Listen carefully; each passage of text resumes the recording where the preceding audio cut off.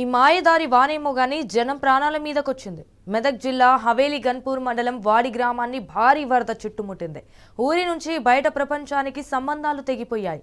అదే గ్రామంలో పురిటి నొప్పులతో బాధపడుతున్న ఓ గర్భిణిని అతి కష్టం మీద ఆసుపత్రికి తరలించింది ఎన్డీఆర్ఎఫ్ బృందం. సమయానికి అక్కడ జాతీయ రెస్క్యూ టీం ఉంది కాబట్టి సరిపోయింది. లేకపోతే ఆ గర్భిణి పరిస్థితి ఏంటి?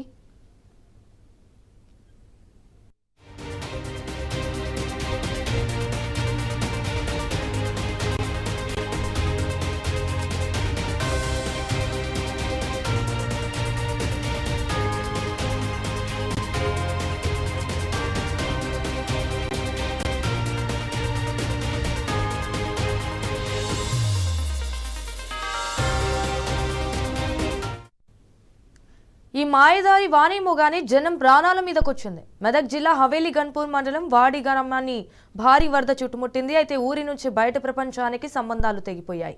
అదే గ్రామంలో పురిటి నొప్పులతో బాధపడుతున్న ఓ గర్భిణిని అతి కష్టం మీద ఆసుపత్రికి తరలించింది ఎన్డీఆర్ఎఫ్ బృందం. సమయానికి అక్కడ జాతీయ రెస్క్యూ టీం ఉంది కాబట్టి సరిపోయింది. లేకపోతే ఆ గర్భిణి పరిస్థితి ఏంటి?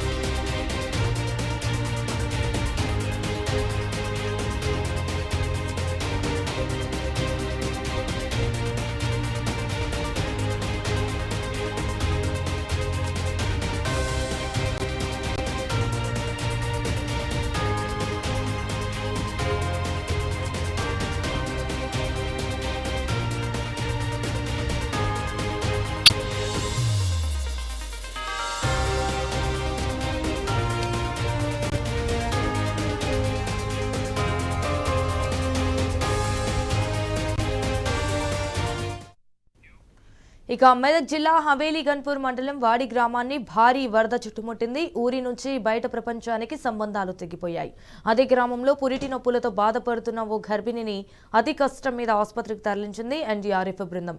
రైట్, ఇక ఇదే విషయానికి సంబంధించి మరిన్ని డీటెయిల్స్ మా ప్రతినిధి రంగచారి ఫోన్ ఇన్ ద్వారా అందిస్తారు. రైట్ రంగచారి, అక్కడ ప్రెసెంట్ సిచ్యువేషన్ ఎలా ఉంది? దీనికి సంబంధించిన అప్డేట్స్ ఏంటి?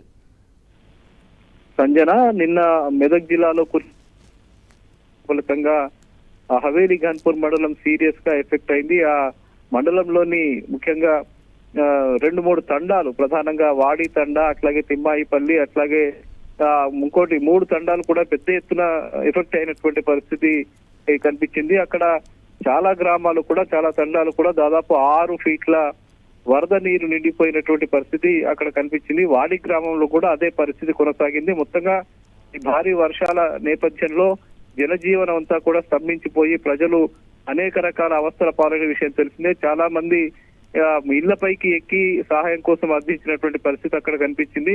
నిన్న సాయంత్రం పలు గ్రామాల్లోకి, తండాల్లోకి వెళ్ళినటువంటి ఎన్డీఆర్ఎఫ్ బృందాలు కొంతమందిని రెస్క్యూ చేసి కాపాడినటువంటి పరిస్థితి కనిపించింది. కానీ ఈ వాడి గ్రామంలో ఈ రోజు కొంత ఆందోళనకరమైనటువంటి సంఘటన ఒకటి జరిగింది. ముఖ్యంగా ఒక వాడి గ్రామ తండాకు సంబంధించి 9 నెలల నుండి ఒక్కసారిగా ఆమెకు పురిటి నొప్పులు రావడంతో ఆమెను ఎట్లా బయటకు తీసుకువెళ్ళాలి అనే విషయం మీద ప్రజలంతా ఆందోళనకు గురవుతున్నటువంటి పరిస్థితి ఉంది. ఎందుకంటే అప్పటికే ఆ గ్రామాన్ని మొత్తంగా వరద నీరు చుట్టుముట్టి ఉంది. ఎవరు కూడా బయటకు వెళ్ళలేని పరిస్థితి. అక్కడికి డాక్టర్లు కానీ, నర్సులు కానీ వెళ్ళలేని పరిస్థితి. ఆమెకు వైద్య సహాయం అందించలేనటువంటి పరిస్థితి అక్కడ ఉన్న నేపథ్యంలో విషయాన్ని వాళ్ళు ఎన్డీఆర్ఎఫ్ బృందాలకు, పోలీసులకు అందించినటువంటి సమాచారం అందించారు. అక్కడికి వెంటనే పోలీసులు వాళ్ళ ఎన్డీఆర్ఎఫ్ బృందాన్ని అక్కడికి పంపించారు.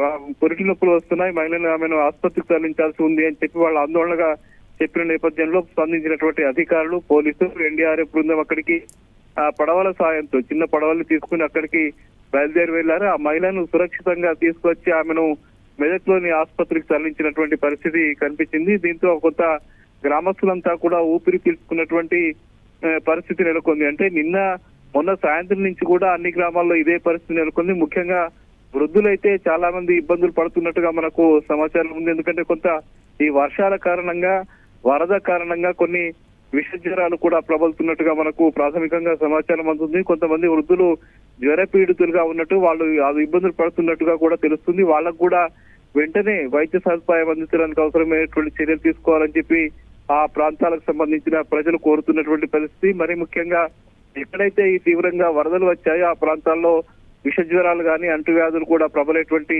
పరిస్థితి ఉంటుంది. కాబట్టి ఆ ప్రజలకు వెంటనే ఎప్పుడైతే నీళ్లు వెళ్ళిపోతాయో అప్పుడు వెంటనే వాళ్ళకు వైద్య సదుపాయం రైట్ అందించాలి. Rangachari, thank you for the updates.